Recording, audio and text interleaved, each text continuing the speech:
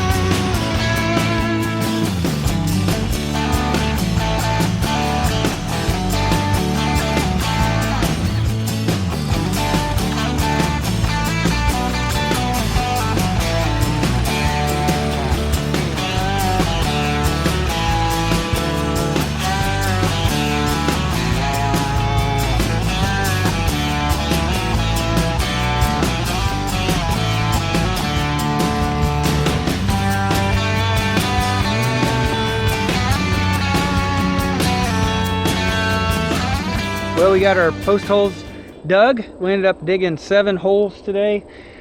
We had to dig them 3.5 feet deep, and that is very difficult with a hand auger. I used a hand auger before, and I thought it was not too bad, but it was in pretty clean soil. So anytime we've run into rocks or roots, that's pretty much made any of this here pretty much almost impossible. You about have to hand dig past that before you can use the auger. And then I've never used an extension before, so we had to use an extension to get deep enough, and that extension about makes it impossible. It's very hard to lift out. You have to lift it up over your head.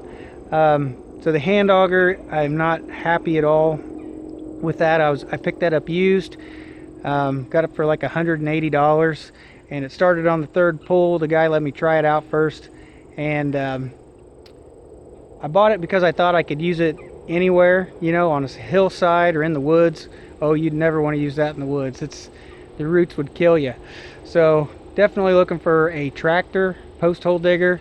They're way more expensive, about 3 times more expensive, or at least what I spent. You know, you're probably going to drop close to $700 in a new one. So trying to find a used one, because hopefully I can get one, or I will rent one to do the rest of this pasture.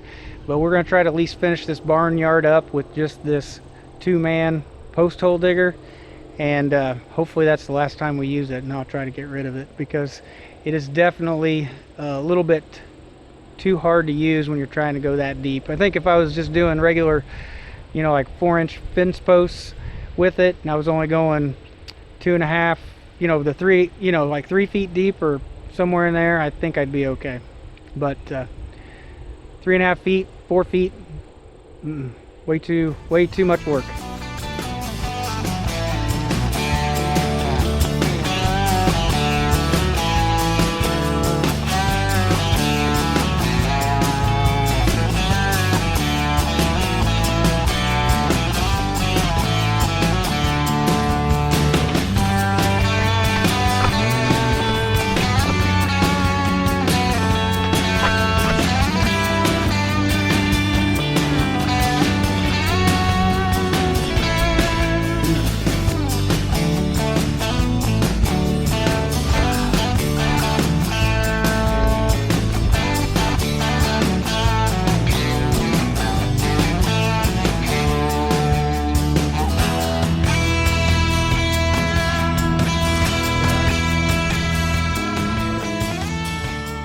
All the fence posts are in, and they're all tamped in. So we didn't set these in concrete. These are all tamped in. So we just took a 2x6 and we cut it in strips. So we had like one that was, you know, 3/4 inch thick, one that was like an inch thick, one was 1.5 inch thick, and we had different sizes of tampers, and we could tamp the dirt down in the hole and just slowly add it, tamp it down. And these things are solid as a rock. They don't move. So a lot cheaper to do it this way than trying to, you know, put in concrete like you would when you put in a fence at home. So these are really deep too, so they're 3.5 feet deep, so, and tamped in, so they're solid as a rock. So we got enough fence posts in here. We've got 3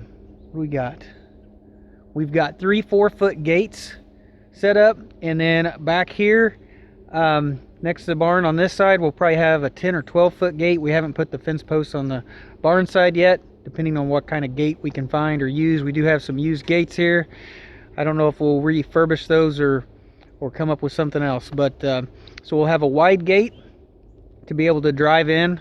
So, you know, a tractor or back a trailer in here, we're shooting for probably somewhere between 8 and 12 feet gate here, and then we're going to have 3 smaller gates that are 4 feet, and that'll be big enough for livestock to be able to go out to pasture, or for a person to come into the barnyard. So my wife, I always say my wife is a hard worker. She is always willing to get out here, and she tries to outdo me, to be honest with you. Anything I can do, she thinks she can do, and she is not afraid to get out here and get dirty. And so I really do appreciate her coming out here and sticking with me and trying to get all these fence posts in. But next time, hopefully we'll have a one that mounts on a tractor. So hopefully we'll find one used. We got an auction coming up next weekend. I'm hoping to pick one up there. If not, we'll just keep looking around on Craigslist and Facebook Marketplace. Usually have some pretty good deals on there. Just got to wait for one to come available. So hopefully we'll get a PTO tractor mounted post hole digger to do all the fence posts to fence in all this pasture, because that's going to be way more fence than what this whole barnyard is. So everything today actually went pretty good today. We had a couple little mistakes. So the soil content, I think, has a lot to play with it. So further down from the driveway, there's less rocks and roots. So we didn't run into really a lot of that out here. So that made it better. But then the moisture level in the soil, it was moister. It dug way easier. We went and did the first hole, and it was a couple minutes when we had the first, 2.5 feet done. So we were pretty happy with how well it was going. So then we kind of got a little overzealous, and we bit off more than we can chew. We got in a place, so this clay, when it gets a little bit wet, it starts getting a little tacky, and it got so deep we couldn't get it out. We couldn't pull it out. We ended up getting the tractor and putting a chain around the post hole digger, and I ran the post hole digger while my wife lifted the bucket on the tractor, and that's the way we got it out of the ground. So we got a little too crazy. So then after that was our second hole. After that, we ended up just being a little more careful, and every time we got down so far, we go ahead and bring it back out and knock the dirt off. So but overall, the holes went way better today. So soil moisture plays a huge role if you're using one of these 2-man post hole augers. So right now, as it stands, we got 5 in the first day, we got 7 in today, so we got a total of 12. These are 6-inch fence posts. These are 8 feet tall, 3.5 feet in the ground, so there's 4.5 feet sticking out of the ground. So that's enough for our 4-foot fence, and then we should be able to fit a barbed wire or possibly electric wire, one of those two on top over our field fence. So next on our list is we're going to be starting to put in our braces. So we're going to have a 4-inch post that's going to go from post to post. We're going to string a wire across here and make a nice brace. So we got to get all our braces in, and then we'll be able to finally start hanging the fence around the barn. One other thing is I haven't done next to the barn. So over here we've got a fence post, but there's going to be a gate. I haven't put the next fence post yet because I don't know the size of gate. And then there'll be a fence post next to the barn. and I've got one fence post on the other side that I need to do next to the barn.